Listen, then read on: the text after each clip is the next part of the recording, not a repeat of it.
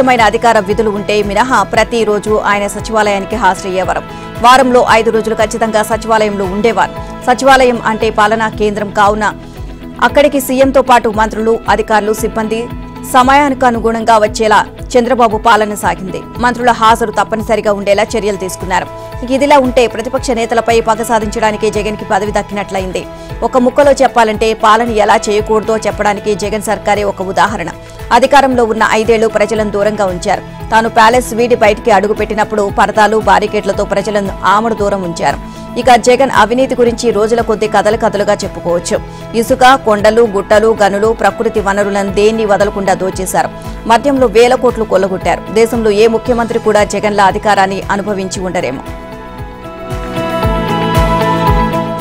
ఏపీలో పోలింగ్ ముగిసి వారం దాటిపోయింది. మరో 2 వారాలకు గాను ఫలితాలు వెలువడవు. ఓట్ల లెక్కింపు జూన్ 4న జరగనుంది.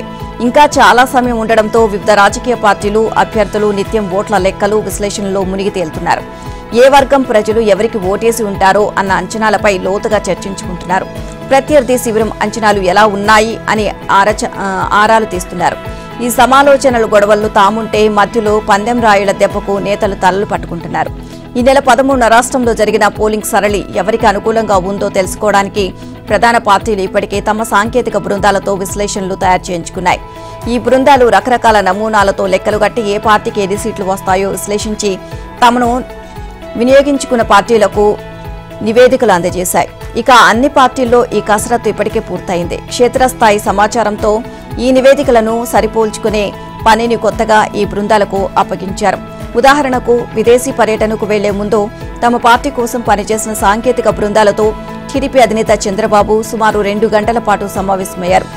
ఒక లెక్క ప్రకారం అసెంబ్లీ ఎన్నికల్లో టీడీపీ కూటమికి 115 సీట్లకు తక్కువ కాకుండా వస్తాయని, మరో అంచనాలో కూటమి స్కోరు 136 దాటిపోతుంది అని ఈ బృందాలు తమ ప్రెజెంటేషన్లో పేర్కొన్నట్లు సమాచారం. ఇదే తరహా నివేదికలను వైసీపీ వినియోగించుకున్న బృందాలు కూడా ఆ పార్టీ నాయకత్వానికి ఇచ్చాయి.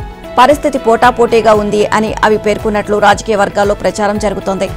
బీజేపీ సైతం అంచనాలు రూపొందించినట్లు చెబుతున్నారు. రాష్ట్రంలో కూటమి అధికారంలోకి వస్తుందని, కానీ ప్రభుత్వ ఏర్పాటుకు అవసరమైన పూర్తి మెజారిటీ టీడీపీకి సొంతంగా రాదు అని, జనసేన, బీజేపీ సహకారంతోనే సర్కారు ఏర్పాటు అవుతుంది అని ఆ పార్టీ విశ్లేషిస్తున్నట్లు సన్నిహిత వర్గాలు వ్యాఖ్యానిస్తున్నాయి. సీఎం జగన్ చెప్పినట్లుగా వైసీపీకి 151 మించి అసెంబ్లీ సీట్లొస్తే తన ముఖాన పేడ కొడతారు అని, లేదంటే ఆయనకే అది జరుగుతుంది అని రాజకీయ వ్యూహకర్త ప్రశాంత్ కిషోర్ వ్యాఖ్యానించారు. ఇటీవల విజయవాడ ఐపాక్ కార్యాలయానికి వెళ్లిన జగన్ ఆ సంస్థ వ్యవస్థాపకుడు ప్రశాంత్ కిషోర్ ప్రభావం ఏమీ లేదు అంటూ తేలిగ్గా మాట్లాడారు. ఐపాక్ టీమ్ హెడ్ రుషిరాజ్ బృందమే వైసీపీ కోసం కష్టపడినట్లు తెలిపారు. ఏపీలో ఫలితాలపై తాజాగా యూట్యూబ్ ఛానల్ మోజు జర్నలిస్ట్ బర్కా దత్కు ఇచ్చిన ఇంటర్వ్యూలో ప్రశాంత్ స్పందించారు. ఆంధ్రప్రదేశ్లో జగన్ ఘోర పరాజయాన్ని చవిచూడబోతున్నారు అని పునరుద్ఘాటించారు. టీడీపీ, జనసేన, బీజేపీ కూటమి అధికారంలోకి రానుంది అని తెలియజేశారు. దేశంలో మళ్లీ బీజేపీయే గెలుస్తోంది అని స్పష్టం చేశారు. ప్రధాని మోదీపై ప్రజల్లో వ్యతిరేకత లేదు అని, మళ్లీ ఆయన సారథ్యంలోని కేంద్రంలో సర్కారు ఏర్పడుతుంది అని, అయితే తామే రాబోతున్నామని రాహుల్ గాంధీ, తేజస్వి యాదవ్ లాంటి వారు కూడా చెబుతున్నారు అని, జగన్ మాటలు అలాంటివేనని పీకే కొట్టిపారేశారు. కేవలం సంక్షేమ పథకాలతోనే ప్రభుత్వాలు ఏర్పడవు అన్నారు. రాష్ట్ర ప్రభుత్వం ఆరోగ్యశ్రీని అనారోగ్యశ్రీగా మార్చుతోంది అనే వ్యాఖ్యలు వినిపిస్తున్నాయి. గత 4 మాసాలుగా ఆరోగ్యశ్రీ బిల్లులు చెల్లించకపోవడంతో ఈ పథకం కుంటుపడి రోగులకు ప్రాణ సంకటంగా మారింది. తమ బకాయిలు చెల్లించాలి అంటూ ఆసుపత్రులు అనేకసార్లు ప్రభుత్వం దృష్టికి తీసుకువెళ్లినా స్పందన లేకపోవడం గమనార్హం. నెట్వర్క్ ఆసుపత్రుల యాజమాన్యాలు తమకు రావాల్సిన 1300 కోట్ల బిల్లుల కోసం జనవరి నుంచి పోరాటం చేస్తూనే ఉన్నాయి. డాక్టర్లకు జీతాలు కూడా ఇవ్వలేని దుస్థితిలో ఉన్నాము అని చెప్పినా వైసీపీ సర్కార్ స్పందించలేదు. ఎన్నికల కోడ్ అమల్లోకి వచ్చిన తర్వాత ఆసుపత్రుల పరిస్థితి మరింత దారుణంగా మారింది. బకాయిలు భారీగా పెరిగిపోయాయి. మార్చి 16 తర్వాత ఎన్నికల కోడ్ అమల్లోకి వచ్చింది. ఇప్పుడు ఏ నెలకు ఆ నెల నెట్వర్క్ ఆసుపత్రులకు బకాయిలు విడుదల కావాలి. కానీ ప్రభుత్వ ప్రధాన కార్యదర్శి జవహర్ రెడ్డి ఆ దిశగా చర్యలు తీసుకోవడం లేదు అనే విమర్శలు వినిపిస్తున్నాయి. ఓట్ల కోసం ప్రభుత్వం పథకాలకు ఇచ్చే ప్రాధాన్యత ఆరోగ్యశ్రీ బకాయిల చెల్లింపునకు ఇవ్వడం లేదు అని యాజమాన్యాలు విమర్శిస్తున్నాయి. దీంతో కొన్ని నెట్వర్క్ ఆసుపత్రులు రోగులను చేర్చుకునేందుకు ససేమిరా అంటున్నాయి. ఆరోగ్యశ్రీ రోగులు చేసేది లేక డబ్బులు చెల్లించి చికిత్సలు చేయించుకుంటున్నారు. ఇక కొన్ని ఆసుపత్రులు మాత్రమే ఆరోగ్యశ్రీ కింద రోగులకు సేవలందిస్తున్నాయి. బకాయిలు విడుదల చేయాలని ఆరోగ్యశ్రీ నెట్వర్క్ ఆసుపత్రులు మరోసారి ట్రస్టుకు సమ్మె నోటీసులు ఇచ్చారు. లేదంటే ఈ నెల 22 నుంచి ఆరోగ్యశ్రీ ఈహెచ్ఎస్ సేవలు నిలిపివేస్తున్నట్లు సోమవారం ట్రస్ట్ సీఈఓకు ఇచ్చిన నోటీసులో పేర్కొన్నారు. 2023 ఆగస్టు నుంచి ఆరోగ్యశ్రీ బకాయిలు దాదాపు 1500 కోట్లు ఉన్నాయని, వెంటనే విడుదల చేయాలని, లేదంటే సేవలు నిలిపివేయడం అనివార్యమని స్పష్టం చేశారు. ఇక ఈ లేఖలను ప్రభుత్వ ప్రధాన కార్యదర్శి, ఎన్నికల ప్రధాన అధికారి, ఆరోగ్య శాఖ ప్రత్యేక ప్రధాన కార్యదర్శికి కూడా పంపించాయి. భూ యజమానులకు నోటీసులు ఇచ్చి వారి నుంచి వివరణ తీసుకున్న తర్వాతే రెవెన్యూ రికార్డుల్లో పేర్లు మార్చాలని అధికారులకు హైకోర్టు తేల్చి చెప్పింది. ఎఫెక్టెడ్ పార్టీకి నోటీసులు ఇవ్వకుండా, వారి వాదన పరిగణలోకి తీసుకోకుండానే రికార్డుల్లో పేరు మార్చడాన్ని తీవ్రంగా తప్పుపట్టింది. చట్ట నిబంధనలు అనుసరించకుండా ఇష్టానుసారంగా భూ రికార్డుల్లో పేర్లు మార్చడానికి వీల్లేదు అని చిన్నం పాండురంగారావు కేసులో హైకోర్టు గతంలోనే స్పష్టం చేసింది అని గుర్తు చేసింది. భూ యజమానులకు ఎలాంటి నోటీసులు ఇవ్వకుండా రికార్డుల్లో పేర్లు మార్చడాన్ని సవాల్ చేస్తూ తరచూ వ్యాజ్యాలు దాఖలు కావడంపై ధర్మాసనం ఆందోళన వ్యక్తం చేసింది. భూముల సమగ్ర రిజర్వే పేరుతో నెల్లూరు జిల్లా పరికోట గ్రామం పరిధిలోని సర్వే నంబర్ 227/1/2027 పరిధిలో ఆధీనంలో ఉన్న భూములను రెవెన్యూ రికార్డుల్లో ప్రభుత్వ భూములుగా మార్చారంటూ కోట మహేశ్వర్ రెడ్డి మరొకరు హైకోర్టును ఆశ్రయించారు. ఈ వ్యాజ్యంపై విచారణ జరిపిన న్యాయమూర్తి రికార్డుల్లో పేర్లను మారుస్తూ తహసీల్దార్ ఇచ్చిన ఉత్తర్వులను నిలుపుదల చేశారు. పిటిషనర్ల భూముల విషయంలో కలగజేసుకోవద్దు అని అధికారులకు స్పష్టం చేశారు. మరోవైపు తమకు ఎలాంటి నోటీసులు ఇవ్వకుండా ఆర్ఓఆర్లో తమ పేరు మీద ఉన్న భూ రికార్డులను మార్చి థర్డ్ పార్టీకి హక్కులు కల్పించారు అని పేర్కొంటూ పశ్చిమ గోదావరి జిల్లా రామన్నపాలెనికి చెందిన పి సత్యనాగేంద్ర ప్రసాద్ హైకోర్టును ఆశ్రయించారు. రికార్డుల్లో పేరు మార్చే ముందు అధికారులు నోటీసులు ఇచ్చి తన వాదన చెప్పుకునేందుకు అవకాశం కల్పించలేదు అన్నారు. ఈ వ్యాజ్యంపై విచారణ జరిపిన న్యాయమూర్తి జస్టిస్ సత్యపా సుబ్బారెడ్డి అప్పటికే రికార్డుల్లో పేరు నమోదై ఉన్న భూ యజమానికి నోటీసులు ఇవ్వకుండా ఏకపక్షంగా భూ రికార్డుల్లో పేర్లు ఎలా మారుస్తారు అని ప్రశ్నించారు. ఈ వ్యవహారంపై పూర్తి వివరాలు సమర్పించాలని ప్రభుత్వ న్యాయవాదిని ఆదేశించారు. వేసవి సెలవుల తర్వాత విచారణ జరుపుతామని అన్నారు. ఎన్నికల అనంతరం జరిగిన హింసలో పోలీసుల పాత్రను వెల్లడి చేసిన మీడియాపై విశాఖలో పోలీసులు కేసులు నమోదు చేసి భయపడుతున్నారు అని టీడీపీ రాష్ట్ర అధ్యక్షుడు అచ్చెన్నాయుడు ఆరోపించారు. ఈ మేరకు ఆయన ఎన్నికల కమిషన్ కు లేఖ రాశారు. విశాఖ కంచరపాలెంలో తమకు ఓటు వేయలేదు అన్న కారణంతో ఓ కుటుంబంపై వైసీపీ నేతల దాడి చేసిన ఘటనను లేఖలో పేర్కొన్నారు. ఇక నిందితులపై కఠిన చర్యలు తీసుకోవాల్సిన పోలీసులు ఘటనకు సంబంధించిన వార్తలను ప్రసారం చేసిన మీడియా సంస్థలపై కేసులు పెట్టడాన్ని ఈసీ దృష్టికి తీసుకువెళ్లారు. మీడియాపై కేసులు ఎత్తేసి కేసును తప్పుదారి పట్టించిన పోలీసు అధికారులపై చర్యలు తీసుకోవాలి అన్నారు. విశాఖలో బాధితుల గళం వినిపించిన ఈనాడు, ఆంధ్రజ్యోతి జర్నలిస్టులతో పాటు బీజేపీ నేత విష్ణుకుమార్ రాజుపైన కేసులు నమోదు చేశారని అన్నారు. ఇదే అంశంపై మాజీ మంత్రి దేవినేని ఉమామహేశ్వరరావు టీడీపీ కేంద్ర కార్యాలయంలో మీడియాతో మాట్లాడుతూ రాష్ట్రంలో పోలీస్ శాఖలో జే బ్రాండ్గా ముద్ర వేయించుకున్న కొందరు అధికారుల అరాచకం పరాకాష్ఠకు చేరిన తీరుకు మీడియాపై కేసులు నమోదు ఒక నిదర్శనంగా నిలిచింది అని మండిపడ్డారు. ఇక బాధితులు ఎవరైనా, బాధించేది ఎవరైనా దాన్ని నిర్భయంగా ప్రజలకు తెలియజేయడం మీడియా బాధ్యత అని Janasena party PAC chairman Nadendla Manohar అన్నారు. మీడియాపై కేసులు పెట్టడాన్ని ఆయన తీవ్రంగా ఖండించారు. బాధితులు చేసిన ఆరోపణలు మీడియాలో ప్రసారం చేయడాన్ని నేరంగా పరిగణించడం అప్రజాస్వామికం. బెంగళూరులో జరిగిన రేవ్ పార్టీలో మత్తులో ఊగుతూ మస్తుగా ఎంజాయ్ చేస్తూ ఏపీ, తెలంగాణకు చెందిన పలువురు రాజకీయ సినీ ప్రముఖులు పట్టుబడ్డారు. వారిలో పలువురు సీరియల్ నటులు, మోడల్స్ ఉన్నట్లు సమాచారం. ఇక హైదరాబాద్కు చెందిన బడా వ్యాపారి బర్త్డే సందర్భంగా బెంగళూరులోని ఓ ఫామ్ హౌస్ లో ఈ రేవ్ పార్టీ నిర్వహించారు. పార్టీలో భారీగా డ్రగ్స్ వినియోగిస్తున్నారు అనే సమాచారం మేరకు బెంగళూరు సీసీబీ పోలీసులు ఈ ఫామ్ హౌస్ పై దాడులు నిర్వహించారు.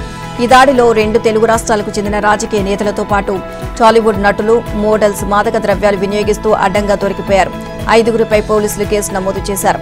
ఇటీవల హైదరాబాద్ లో తెలంగాణ నార్కోటిక్ బ్యూరో అధికారులు మాదక ద్రవ్యాలపై ఉక్కుపాదం మోపుతున్నారు.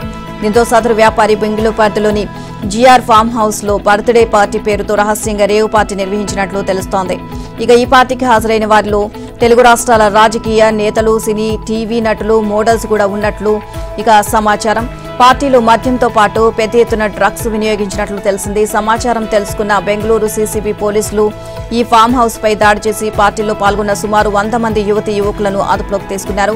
ఘటనా స్థలంలో 17 గ్రాముల MDMA కొకైన్తో పాటు 15 ఖరీదైన కార్లను, పోలీసులు స్వాధీనం చేసుకున్నారు. రేవ్ పార్టీలో పాల్గొన్న వారిలో సినీ రాజకీయ ప్రముఖులు ఎంతమంది ఉన్నారు, వారిలో ఎవరెవరు డ్రగ్స్ తీసుకున్నారు అనేది తెలియరాలేదు. ఇక అందుకోసం మెడికల్ టెస్టులు నిర్వహించడానికి ప్రత్యేక వైద్య బృందాన్ని రప్పించినట్లు పోలీసులు వెల్లడించారు.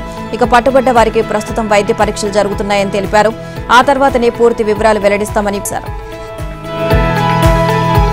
రాష్ట్రంలో రైతులు పండించే సన్న వడ్లకు క్వింటాలకు 500 రూపాయల చొప్పున బోనస్ ఇచ్చే పథకాన్ని వచ్చే వానాకాలం సీజన్ నుంచి అమలు చేయాలని ప్రభుత్వం నిర్ణయించింది. సన్న వడ్ల రకాలుగా గుర్తించాల్సిందిగా వ్యవసాయ అధికారులను ఆదేశించింది. కేంద్ర ఎన్నికల సంఘం ఇచ్చిన అనుమతితో సోమవారం నిర్వహించిన రాష్ట్ర మంత్రివర్గ సమావేశంలో ఈ మేరకు నిర్ణయం తీసుకున్నారు. ముఖ్యమంత్రి రేవంత్ రెడ్డి అధ్యక్షతన సచివాలయంలో సుదీర్ఘంగా జరిగిన మంత్రివర్గ సమావేశంలో కాళేశ్వరం ప్రాజెక్టుతో పాటు ధాన్యం కొనుగోళ్లు, తడిసిన ధాన్యం సేకరణ, అకాల వర్షాలతో నష్టపోయిన పంటలకు పరిహారం చెల్లింపు, పాఠశాలలో సదుపాయాల కల్పన తదితర అంశాలపై చర్చించారు. కేబినెట్ భేటీలో తీసుకున్న నిర్ణయాలను మంత్రులు పొంగులేటి శ్రీనివాసరెడ్డి, దుద్దిళ్ల శ్రీధర్ బాబు, కోమటిరెడ్డి వెంకటరెడ్డి మీడియాకు వివరించారు. ఇక కేబినెట్ భేటీలో ప్రధానంగా రైతుల పంట కొనుగోళ్లు, పాఠశాలలోని సమస్యలు, కాళేశ్వరం ప్రాజెక్టుపై నేషనల్ NDSA ఇచ్చిన మధ్యంతర నివేదికపై చర్చించామని అన్నారు. ప్రభుత్వ పాఠశాలలో మధ్యాహ్నం భోజనం, సంక్షేమ హాస్టళ్లు, ₹2 కిలో బియ్యం పథకాలకు గాను రాష్ట్రంలో ఏటా 36 లక్షల మెట్రిక్ టన్నుల బియ్యం అవసరం ఉంటాయి అని మంత్రి పొంగులేటి తెలియజేశారు. పైగా ఎన్నికల సమయంలో సన్న బియ్యం ఇస్తామని హామీ ఇచ్చామని పేర్కొన్నారు. అయితే ఈ సన్న బియ్యాన్ని బయటి ప్రాంతాల నుంచి కొనకుండా రాష్ట్రంలో రైతులు పండించిన సన్న వడ్లకు క్వింటాలకు 500 చొప్పున ఈ సీజన్ నుంచే బోనస్ ఇవ్వాలని నిర్ణయించామని తెలియజేశారు. తెలంగాణలోని యూనివర్సిటీల వీసీల పదవీ కాలం నేటితో ముగియనుంది. కొత్త వీసీల నియామకానికి మరికొంత సమయం పట్టే అవకాశం ఉండడంతో ఇన్ఛార్జి వీసీలను నియమించాలని ప్రభుత్వం భావిస్తోంది. యూనివర్సిటీల వీసీల ఎంపిక కోసం ప్రభుత్వం ఇప్పటికే నోటిఫికేషన్ ఇచ్చింది. ఇందులో భాగంగా ప్రొఫెసర్ల నుంచి దరఖాస్తులను స్వీకరించారు. ఈ వీసీ పోస్టులను మొత్తం 312 మంది ప్రొఫెసర్లు దరఖాస్తు చేసుకుంటే అన్ని యూనివర్సిటీలకు కలిపి 1382 దరఖాస్తులు వచ్చాయి. దరఖాస్తులను పరిశీలించి వీసీల పేర్లను సిఫార్సు చేయడం కోసం సర్చ్ కమిటీలను ఏర్పాటు చేశారు. ఎన్నికల ప్రక్రియ మొదలవడంతో వీసీల నియామకంలో కొంత జాప్యం జరిగింది. ఎన్నికల సంఘం నుంచి అనుమతి తీసుకున్నాక 4 రోజుల క్రితమే సర్కార్ సర్చ్ కమిటీలను ఏర్పాటు చేసింది. అయితే కమిటీల సమావేశాలు ఇంకా జరగలేదు. ఫలితంగా కొత్త వీసీల నియామకానికి ఇంకొంత సమయం పట్టే అవకాశం కనిపిస్తోంది. ఇక ఈ క్రమంలో కొన్ని రోజుల పాటు ఆయా యూనివర్సిటీలకు ఇన్ఛార్జీలను నియమించే ప్రతిపాదనను ప్రభుత్వం పరిశీలిస్తోంది.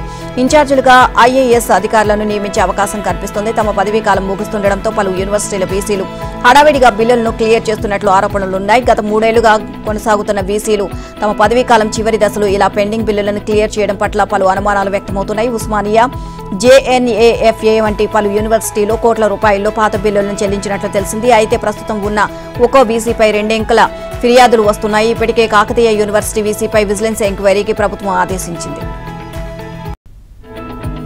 రంగారెడ్డి జిల్లా నర్సింగ్ మున్సిపల్ కార్పొరేషన్ లో కౌన్సిలర్ల తీరు స్థానికులను తలనొప్పిగా మారింది. అందరూ కలిసి బీఆర్ఎస్ లో పనిచేసినప్పుడు గమ్మునున్న కౌన్సిలర్లు వారిలో కొందరు కాంగ్రెస్ లో చేరగానే పరస్పర ఆరోపణలు చేసుకుంటున్నారు.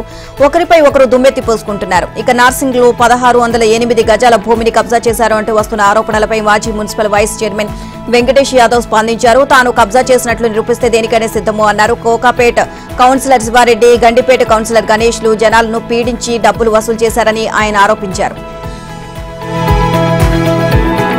తెలంగాణలోని పలువురు ప్రభుత్వ ఉద్యోగులు లంచాలు తీసుకుంటూ ఏసీపీకి చిక్కారు. ఇంటి నెంబర్ కేటాయించేందుకు 35,000 లంచం తీసుకుంటూ రంగారెడ్డి జిల్లా శంషాబాద్ మండలం నానాజీపూర్ గ్రామ పంచాయతీ కార్యదర్శి రాధిక ఆమెకు సహకరించిన బిల్ కలెక్టర్ బాలరాజ్ ఏసీపీకి పట్టుబట్టారు. మరో ఘటనలో వ్యవసాయ భూమి రిజిస్ట్రేషన్ కు 5,000 లంచం తీసుకున్న హనుమకొండ జిల్లా కమలాపూర్ తహసీల్దార్ మాధవీలతను ఏసీపీ రెడీ హ్యాండెడ్ గా పట్టుకుంది. కమలాపూర్ మండలం కన్నూరుకు చెందిన కసరబోయిన గోపాల్ తన తండ్రి రాజయ్య పేర ఉన్న 3.02 ఎకరాల వ్యవసాయ భూమిని గిఫ్ట్ రిజర్వేషన్ చేయించుకోవడానికి ఈ నెల 9 ఆన్లైన్లో స్లాట్ బుక్ చేసుకున్నాడు. ఇక రిజిస్ట్రేషన్ చేయాలి అంటే తనకు 5,000, ధరణి ఆపరేటర్ రాజేష్ కు 1,000 రూపాయలు లంచం ఇవ్వాలని తహసీల్దార్ తేల్చి చెప్పడంతో గోపాల్ ఏసీబీని ఆశ్రయించారు. మరో ఘటనలో కాంట్రాక్టర్ నుంచి 7,000 లంచం తీసుకున్న రాజన్న సిరిసిల్ల జిల్లా పంచాయతీ రాజ్ ఇంజనీరింగ్ విభాగానికి చెందిన ఓ సీనియర్ అసిస్టెంట్ ఏసీబీకి పట్టుబడ్డాడు. జిల్లాలోని గంభీరావుపేట మండలం లింగన్నపేటకు చెందిన వెంకటేశం అనే కాంట్రాక్టర్ తమ గ్రామంలో శ్మశాన వాటిక ప్రహారీ నిర్మాణం చేపట్టారు. 4,50,000తో చేపట్టిన పనులకు సంబంధించిన బిల్లు ఫైల్ను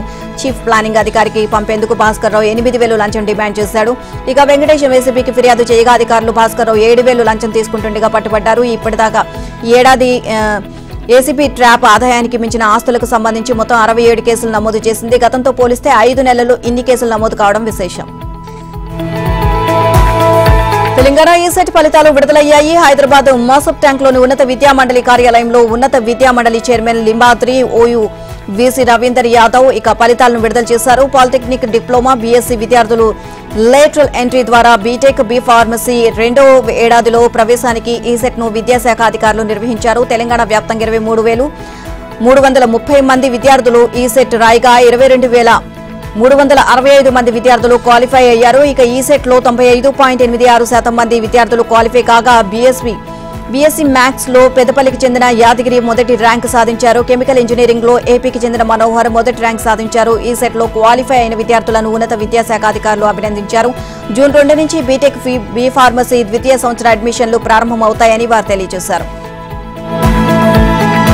వేల కోట్లు వెచ్చించి చేపట్టిన గ్రీన్ ఫీల్డ్ హైవే రహదారి నిర్మాణాలు నాణ్యతా లోపం కనబడుతోంది. ఇక బ్రిడ్జిపై స్లాబ్ చేసిన గంటల వ్యవధిలోనే కుప్పకూలిన సంఘటన వెలుగులోకి వచ్చింది. రహదారి నిర్మాణంలో హైవే శాఖ అధికారులు పర్యవేక్షణ సైతం కరువైంది. ఖమ్మం జిల్లా వైరాకు సమీపంలో సోమవారం వద్ద గ్రీన్ ఫీల్డ్ హైవే పనులు నత్తనడకనకు నడుస్తున్నాయి. కాంట్రాక్టర్ తన ఇష్టారీతిలో పనులు కొనసాగించడంతో స్థానిక ప్రజలు, రైతులు ఇబ్బందులకు గురవుతున్నారు.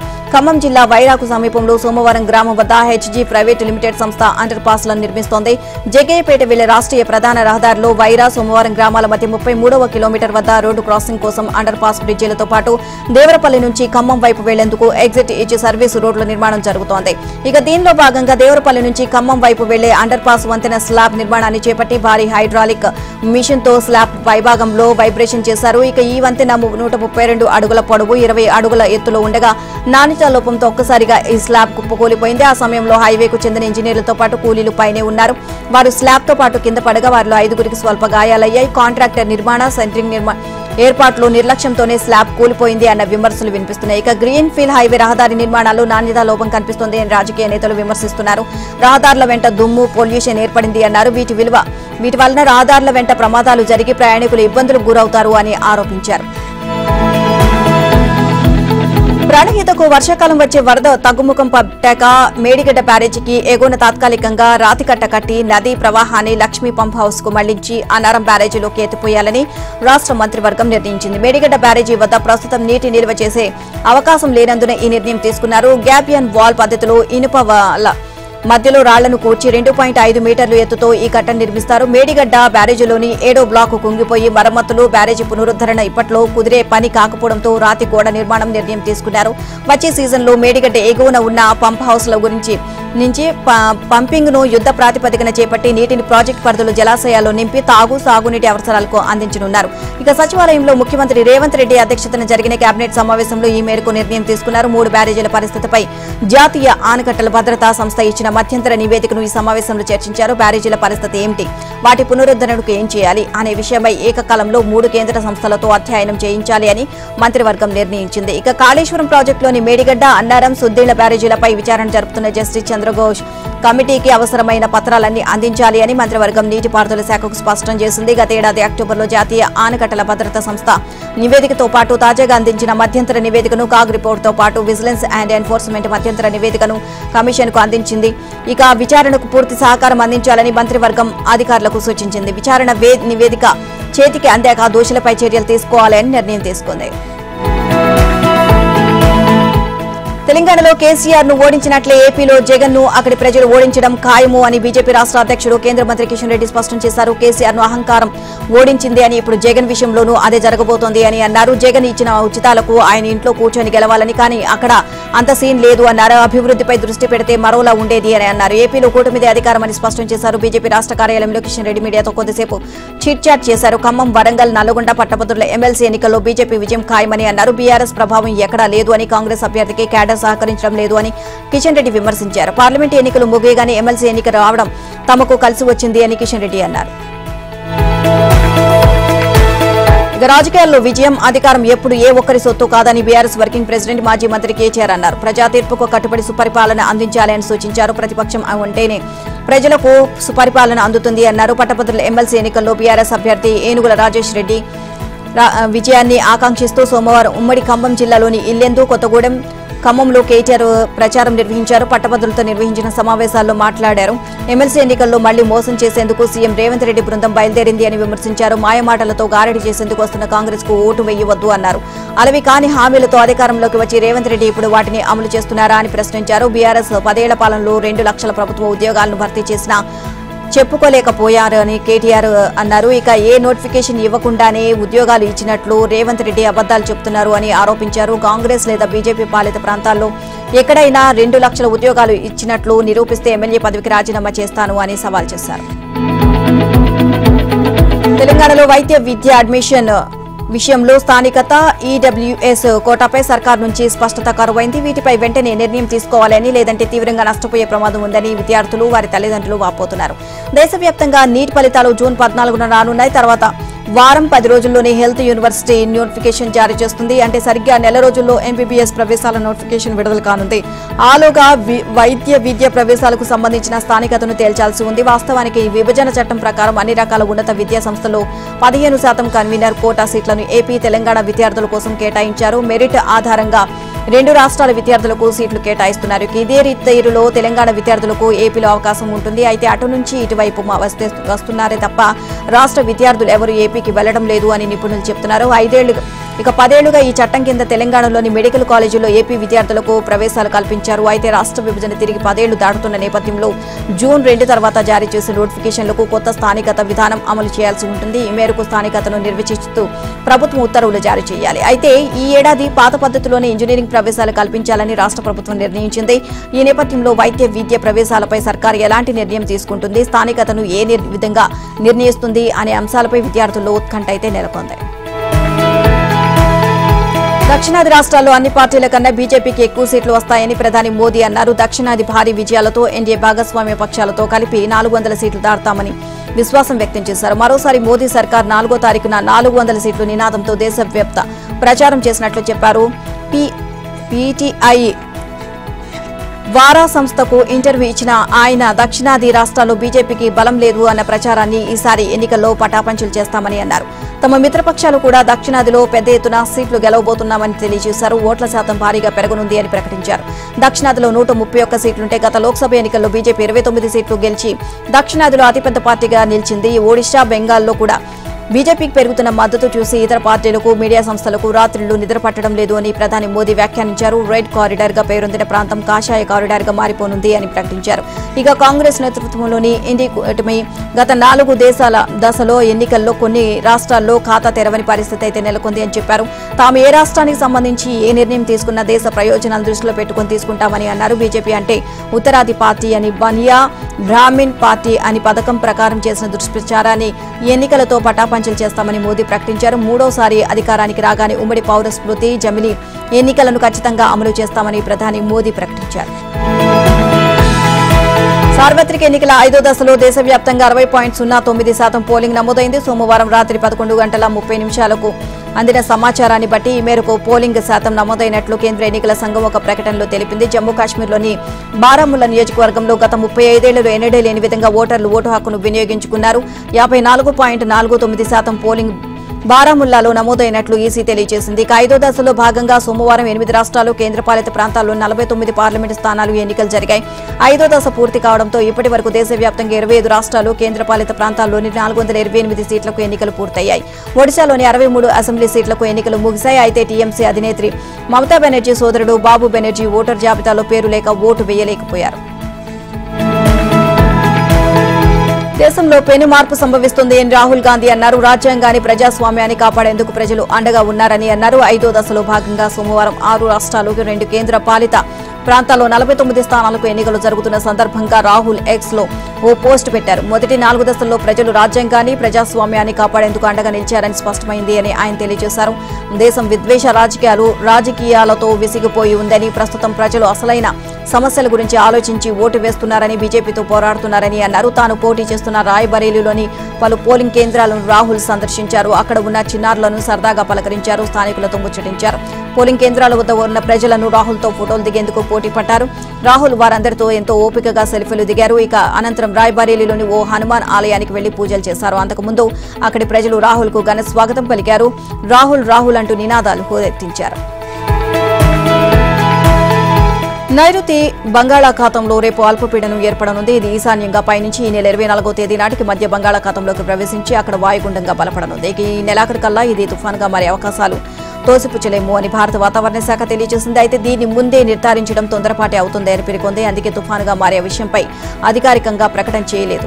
ప్రైవేటు వాతావరణ సంస్థ స్కైమెట్ కూడా తుఫానుగా మారే అవకాశం ఉందని అంచనా వేస్తుంది. అల్పపీడనం మధ్య బంగాళాఖాతం నుంచి ఈ నెల 25 నాటికి ఇది ఒడిశా తీరం దిశగా పయనిస్తుంది అని ఐరోపా మోడల్ చెబుతుండగా ఒడిశా పశ్చిమ బెంగాల్ మధ్య తీరం దాటుతుంది అని మరికొన్ని మోడళ్లు చెబుతున్నాయి.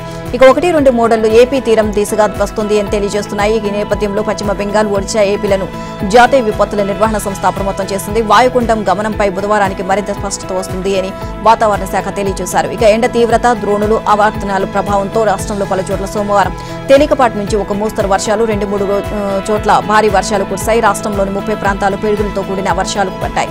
ఇక రానున్న 24 గంటల్లో కోస్తా రాయలసీమల్లో అక్కడక్కడ వర్షాలు కురుస్తాయని వాతావరణ శాఖ తెలియజేసింది. ఇక అయితే ఉపరితల ద్రోణి ప్రభావంతో మరో 2 రోజులు ఉత్తరాంధ్ర, రాయలసీమతో పాటు ఏలూరు జిల్లాలో అక్కడక్కడ పిడుగులతో కూడిన వర్షాలు కురుస్తాయని విపత్తుల నిర్వహణ సంస్థ తెలియజేసింది. ఇవాళ శ్రీకాకుళం, విజయనగరం, మన్యం, అల్లూరు జిల్లాలో వడగాల్పులు వీచే అవకాశం ఉంది అని హెచ్చరించారు.